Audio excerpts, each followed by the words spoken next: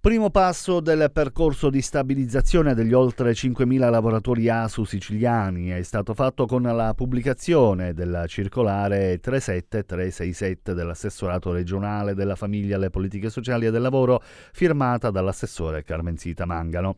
Vista l'importanza che la norma in questione assume per i lavoratori e allo stesso tempo per gli enti utilizzatori che garantiscono i servizi ai cittadini, sovente con il solo servizio svolto dal personale nominalmente ASU, i coordinatori regionali del CSA Dipartimento ASU Sicilia, Vito Sardo e Mario Mingrino, si augurano che gli enti siano rispettosi dei dettati normativi in questione. Augurio che non è stato sempre atteso in passato, come ribadito dalla stessa circolare. Vito Sardo, portavoce del CSA Dipartimento ASU Sicilia. Quanto è importante la circolare? La circolare è importantissima.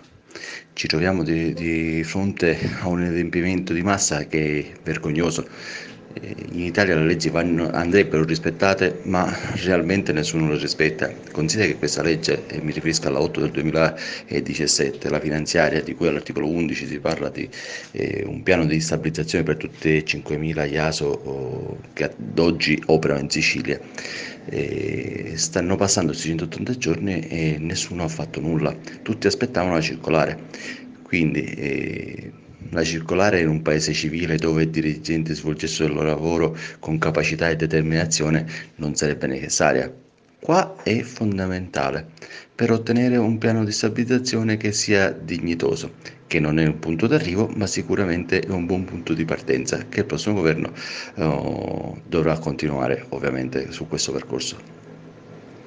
Qualora fra qualche settimana gli enti fossero ancora inadempienti, aggiungono i sindacalisti, la circolare afferma che è facoltà del lavoratore fare richiesta di inserimento nella sezione su Uberi ASU, all'interno dell'elenco unico regionale, di cui all'articolo 30,1 della legge del 2014, utilizzando il cosiddetto modello B in allegato alla circolare.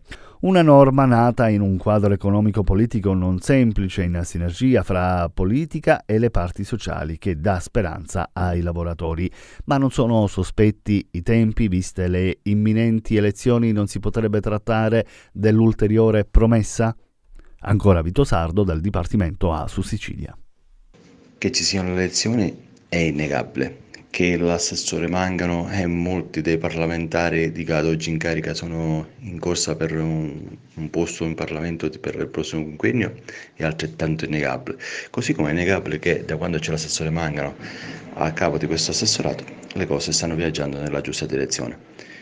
Con tutti i problemi che ci sono stati comunque si è arrivati, quindi è solo una casualità e questo lo può sapere soltanto chi ha seguito i lavori, ma agli occhi di tutti salta il fatto che anche semplici pagamenti mensili sono regolari e puntuali, cosa che prima ce lo sognavamo.